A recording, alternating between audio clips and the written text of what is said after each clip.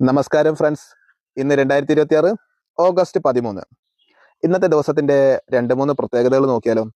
അന്താരാഷ്ട്ര ആർമഡിലോ ദിനം ഓഗസ്റ്റ് 13. അതുപോലെ തന്നെ അന്താരാഷ്ട്ര ഇടംകയ്യ ശീല ദിനം. അന്താരാഷ്ട്ര ഇടംകയ്യ ശീല ദിനം എന്ന് വെച്ച് കഴിഞ്ഞാൽ ഞാൻ മനസ്സിലാക്കിയത് എന്ന് വെച്ച് കഴിഞ്ഞാൽ നമ്മളൊക്കെ വലം കൈ കൊണ്ടാണല്ലോ നമുക്ക് പല കാര്യങ്ങളും ചെയ്യാനായിട്ടൊരു നേക്കുള്ളത്.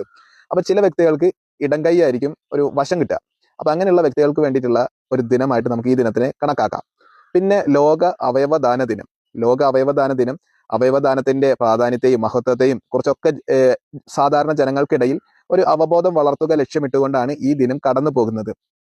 ഇപ്പൊ ഈ ഇടെ നമുക്ക് ഇപ്പൊ അടുത്ത് അവയവദാനം നടത്തിയ ഒരു ചെറിയ കുട്ടിയുണ്ട്. ഈ കുട്ടി ഇതൊരു PSCയിലെ ചോദ്യമായിട്ട് വരുന്നതാണ്. കാരണം കേരളത്തിലെ ഏറ്റവും പ്രായം കുറഞ്ഞ അവയവദാതാവാണ് ആരാണ്?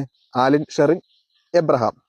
അപ്പോ ഈ കുട്ടിയുടെ അവയവങ്ങൾ 10 മാസം പ്രായം ഉണ്ടാവുന്ന സമയത്താണ് ആലിൻ ഷെറിൻ എബ്രഹാം മരണപ്പെട്ടത്.